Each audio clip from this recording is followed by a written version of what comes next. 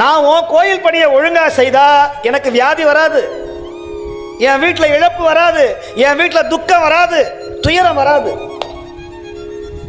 நான் அடிக்கடி சொற்பொழிவில் சொல்றது அதுதான். சிவாலய பணி செய்தா உடம்புல வியாதி வராதுங்க. உடம்புல கோயில்ல குப்பையா இல்லைன்னா உடம்புல தோல் வியாதி வரவே வராது. உடம்புல உழவார பணி செய்தா உடம்புல தோல் வியாதி வராது. சிவபெருமான் வீதி விழா வருகிற போது கைலாயவாதி வாசிச்சா உடம்புல எந்த விதமான பிணியும் நோயும் வரவே வராது. சிவத்தொண்டு செய்யணும், சிவத்தொண்டு செய்யணும்.